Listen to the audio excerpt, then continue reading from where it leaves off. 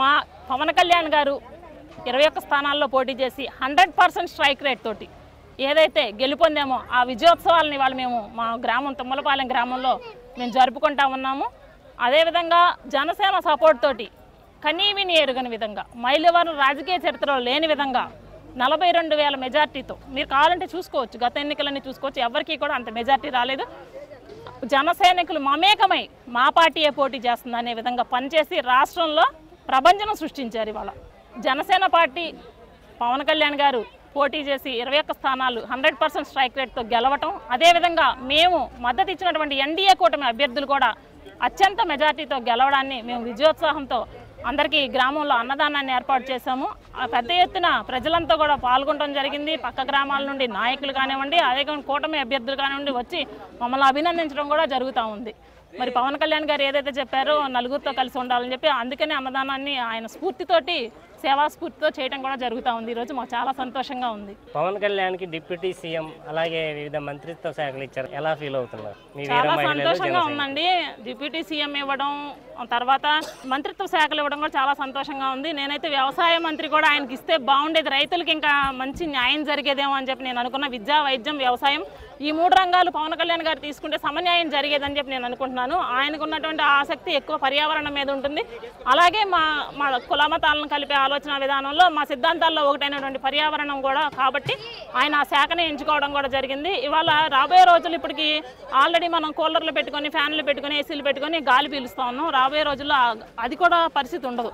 దాన్ని మెట్టు పేర్చుకుంటూ రేపు రాబోయే తరాలకి భవిష్యత్తును అందించడం కోసం పవన్ కళ్యాణ్ గారు ఎంచుకున్నారని చెప్పి నేనైతే అనుకుంటున్నాను. గ్రామ స్థాయి నుండి కూడా ప్రతి ఒక్కటి కూడా ప్రజలకి అందుబాటులో ఉండేలాగా ఆయన చూసుకోవడం కోసం గ్రామాల్లో కూడా తీసుకున్నారండి. ఆయన 100% స్ట్రైక్ రేట్, 100% సర్వీస్ అన్నట్టు జనసేన పార్టీ నుంచి గెలిచిన ఎమ్మెల్యేలు అందరూ ప్రమాణ స్వీకారం చేసిన మొదటి రోజు నుంచి ప్రజలకు సర్వీస్ చేయడానికి సంసిద్ధమయ్యారు. ఈ పాలన ఇలా 5 సంవత్సరాలు కంటిన్యూ అయ్యిందా లేదా 3 నాళ్ల ముచ్చటగా?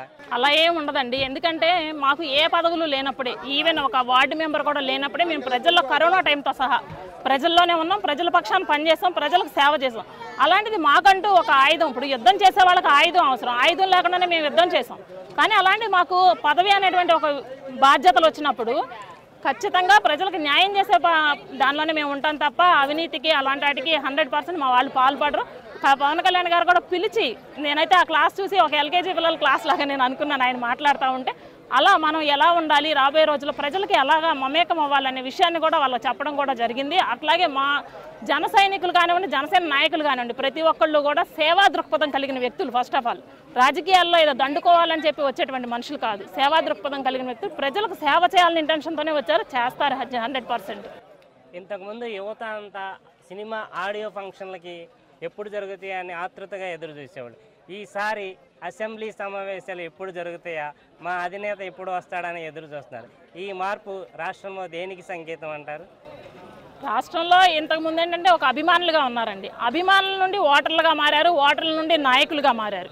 మరి నాయకులుగా మారినప్పుడు మన నాయకుడి యొక్క అసలు పవన్ కళ్యాణ్, నేను కొణిదెల పవన్ కళ్యాణ్ అనేటువంటి నేను అని ప్రమాణ స్వీకారం మాట వినడం కోసం లక్షల మంది తరలి వచ్చారండి. అట్లా ఈ యొక్క శాసనసభ సమావేశాలు జరుగుతున్నప్పుడు ఆయన మాట్లాడేటువంటి ప్రతి మాట కూడా వాల్యుబుల్ ఉంటుందండి. ఏదో ఒకటి మాట్లాడాము, అయిపోయింది, ఈ నిమిషానికి మాట్లాడాము మీడియా ముందో లేకపోతే ప్రజల ముందో మసి చేసి మారేడికాయ పూసాం అన్నట్టు కాకుండా ఈరోజు ఒక మాట మాట్లాడామంటే అది 100% ఇంప్లిమెంట్ చేసే అవకాశం ఉంటేనే మాట్లాడతారు కళ్యాణ్ గారు. మరి ఇవన్నీ కూడా 21 గెలుస్తున్నాం అన్నప్పుడు కూడా కొంతమంది ప్రత్యర్థి పార్టీ వాళ్ళు అపహాస్యం చేశారు. కానీ కుంభస్థలాన్ని పగలకొట్టాం. ఏదైతే జగన్మోహన్ రెడ్డి నన్ను ఎవరూ కదిలించలేరు అని చెప్పేసేసి పట్టుకొని కూర్చున్నాడో అలాంటి జగనాసురుడిని కూడా పడగొట్టాము. ఆయన కుంభస్థానాన్ని పడగొట్టాము. బటన్ రెడ్డికి బటన్తో సమాధానం చెప్పారు ప్రజలు కూడా. మరి పులివెందుల పులి అంటారు, ఫర్నిచర్ దొంగ అంటారు. మరి ఈసారి అసెంబ్లీ సమావేశాలకి వస్తారంటారా?